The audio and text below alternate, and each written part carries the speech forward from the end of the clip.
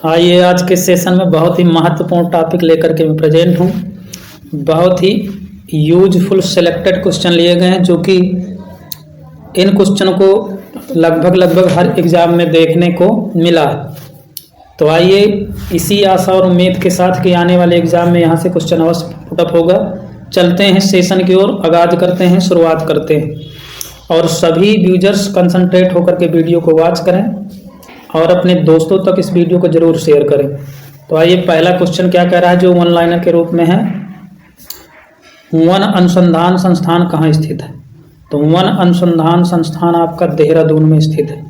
Most important है, इसको note down करिए।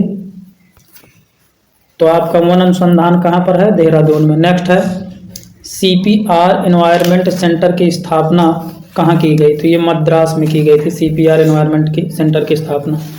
नेक्स्ट है भारत में कौन सी एजेंसी मुख्य रूप से प्रदूषण के मापन से संबंधित? तो कौन सी संबंधित है? तो केंद्रीय प्रदूषण नियंत्रण बोर्ड। चलते हैं नेक्स्ट क्वेश्चन की ओर, समझना अगला क्वेश्चन क्या कह रहा है। जर्मन बांध द्वारा प्रकाशित क्लाइमेट चेंज परफॉर्मेंस इंडेक्स के अनुसार विश्व के 58 देशों में भारत का स्थान कौन सा है? तो ये है आपका 20वां। नेक्स्ट है जन्म के समय नवजात शिशु की त्वचा का रंग कैसा होता है? तो ये हल्का गुलाबी। कैसी होती है? हल्की गुलाबी। इसको सही कर लीजिएगा।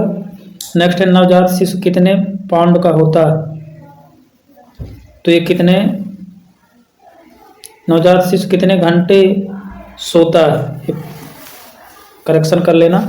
तो नवजात शिशु 18 से 20 घंटे, किंतु वो हर 2 घंटे में जगकर फिर सो जाता है। नेक्स्ट क्वेश्चन, अगला क्वेश्चन समझना है। बालक का विकास 6 वर्ष तक लगभग कितने प्रतिशत हो जाता है? तो 6 वर्ष की अवस्था में बालक का विकास 90% अर्थात 90% हो जाता है। बालक का विकास 10 वर्ष तक लगभग कितने प्रतिशत हो जाता है? तो 95%, 95% 10 वर्ष की अवस्था में पूरी कर लेता है। बाल अवस्था में बालक की हड्डियां कितनी होती हैं? तो बालकाल में कितनी हड्डियां होती हैं बच्चों में? तो ये होती हैं 270 से लेकर के 350 तक, जो कि वयस्क में एक समान वयस्क जो मनुष्य होता है उसमें कितनी हड्डियां होती हैं, ये कमेंट्स बॉक्स में जरूर बताएं। नेक्स्ट क्वेश्चन है निःशुल्क एवं बाल शिक्षा अधिकार एवं अधिनियम 2009 विस्तार किस राज्य में नहीं हुआ है? तो जम्मू कश्मीर में नहीं हुआ है। नेक्स्ट है शिक्षा का अधिकार 2009 के तहत निजी विद्यालयों को कितने प्रतिशत सीट आरक्षित करना अनिवार्य होगा? मोस्ट इम्पॉर्टेंट तो ये है 25%। तो निजी विद्यालय वहाँ कितनी सीटें आरक्षित होनी चाहिए? 25%। 25 से कम बुद्धि वाला बालक क्या कहलाता है? तो 25 से कम बुद्धि वाला बालक कहलाता है जड़। नेक्स्ट क्वेश्चन है, समझना है। यौन यदि समस्त जीवन का नहीं तो किशोरावस्था का अवश्य ही मूल तत्व है, किसने कहा था? तो ये रास जी ने कहा था। नेक्स्ट क्वेश्चन है सितार और तबले का जनक किसे माना जाता है? मोस्ट इम्पॉर्टेंट तो ये है अमीर खुसरो। अमीर खुसरो को सितार और तबले का जनक माना जाता है। नेक्स्ट है विश्व का सबसे ऊंचा पठार। तो विश्व का सबसे ऊंचा पठार पमीर का पठार या तिब्बत का पठार कहलाता है। योजना आयोग का अध्यक्ष कौन होता है? अब योजना आयोग की जगह नीति आयोग आ गया है तो प्रधानमंत्री जी होते हैं। तो नीति आयोग का पूछे तो प्रधानमंत्री, योजना आयोग का पूछे तो प्रधानमंत्री। प्रेजेंट टाइम में हमारे देश के प्रधानमंत्री कौन है? कमेंट्स में इसका आंसर जरूर बताएं। वनस्पति घी के निर्माण में कौन सी गैस प्रयुक्त होती है? मोस्ट इम्पॉर्टेंट तो ये हाइड्रोजन गैस। कौन सी? H2। हाइड्रोजन गैस वनस्पति घी के निर्माण में प्रयोग की जाती है। नेक्स्ट है इंग्लिश चैनल पार करने वाला पहला भारतीय कौन था? तो ये है मिहिर सेन। कौन है? मिहिर सेन जी। मिहिर सेन, इसको नोट डाउन करिए। नेक्स्ट है एक अश्व शक्ति कितने वाट के बराबर होती है? मोस्ट इम्पॉर्टेंट तो ये होती है 746 वाट के। पानी की बूंदों के गोल होने का क्या कारण है? Most important question, note down करिए। तो पानी की बूंदों के गोल होने का कारण है पृष्ठीय तनाव। मानव निर्मित प्रथम रेशा कौन सा है? तो मानव निर्मित प्रथम रेशा कौन सा है? नायलॉन। नेक्स्ट क्वेश्चन की ओर चलते हैं। अगला क्वेश्चन क्या कह रहा है समझना है।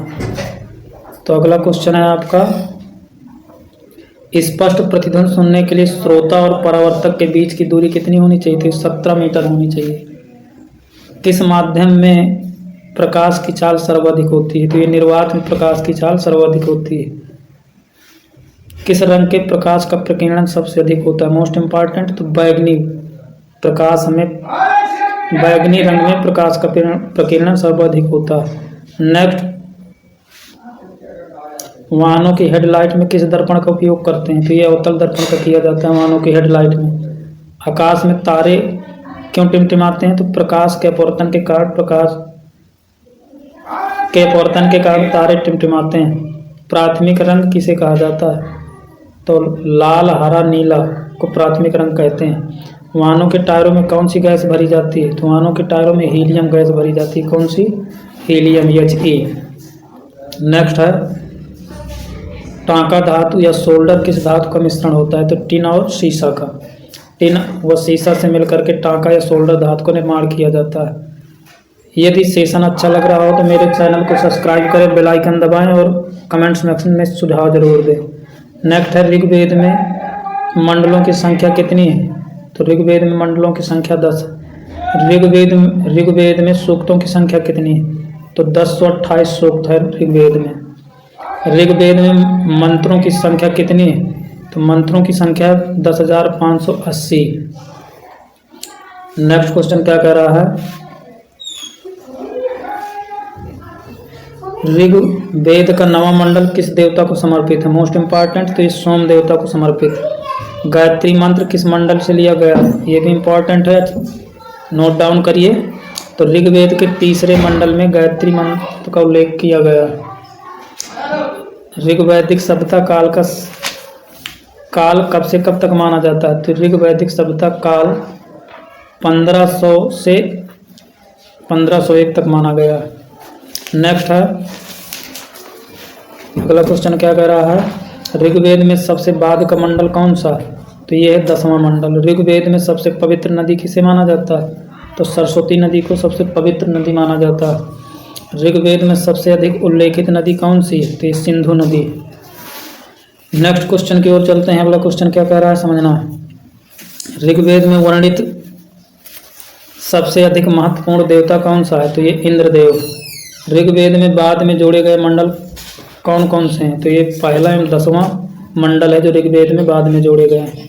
सबसे पुरानी भारतीय दवा आयुर्वेद का वर्णन किस वेद में है? तो ये अथर्ववेद में। चलते हैं नेक्स्ट क्वेश्चन की ओर। अगला क्वेश्चन क्या कह रहा है समझना है। तो अगला क्वेश्चन देख लीजिए, कह रहा है कौन सा देश हीरों की कटाई के लिए प्रसिद्ध है? तो ये नीदरलैंड हीरों की कटाई के लिए प्रसिद्ध है। दिल्ली के तख्त पे राज करने वाली पहली और एकमात्र मुस्लिम महिला कौन थी? तो रजिया सुल्तान। मोस्ट इम्पॉर्टेंट, इन क्वेश्चनों को अच्छे से याद करते जाएं या नोट डाउन करते जाएं, क्योंकि आने वाले एग्जाम में यहाँ से क्वेश्चन जरूर बनेगा, जो कि किसी भी एग्जाम के लिए बहुत ही महत्वपूर्ण है। अगला क्वेश्चन समझते हैं। पानीपत की पहली लड़ाई बाबर और किसके बीच हुई? तो इब्राहिम लोदी और बाबर 1526 ईस्वी में। नटराज की प्रसिद्ध कांस्य प्रतिमा किस कला का उदाहरण है? तो चोल कला का उदाहरण है। नेक्स्ट क्वेश्चन क्या कर रहा है समझना है। राजस्व सुधार शुरू करने में अकबर की मदद किसने की थी? तो टोडरमल। नेक्स्ट है, पिंक सिटी जयपुर किसने स्थापित किया था? तो पिंक सिटी जयपुर को स्थापित करने वाले राजा कौन है? सवाई जय सिंह। नेक्स्ट है, नालंदा विश्वविद्यालय विशेष रूप से किस विषय में विद्या का महान केंद्र माना जाता था? तो ये बौद्ध धर्म की शिक्षा के लिए। नेक्स्ट क्वेश्चन है, पहली बौद्ध परिषद कहाँ हुई? अर्थात पहली बौद्ध संगीति कहाँ हुई? तो राजगृह में। नेक्स्ट है, भारतीय संविधान सभा की प्रारूप समिति का अध्यक्ष कौन बने थे? तो doctor BR Ambedkar ji.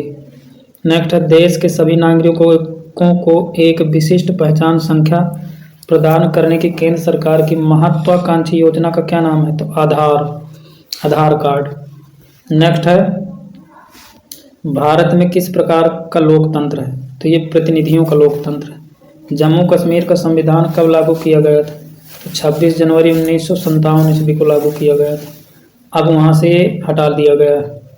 Next, जुलाई 1946 में स्थापित संविधान सभा के सदस्यों में कौन शामिल नहीं थे? तो महात्मा गांधी जी शामिल नहीं थे। नेक्स्ट, संविधान का आर्टिकल 360 में किसका प्रावधान है? तो वित्तीय आपात स्थिति लागू करने का प्रावधान है। नेक्स्ट है, स्वतंत्र भारत की लोकसभा का पहला अध्यक्ष कौन बने थे? तो जीवी मालवंकर, जीवी मालवंकर।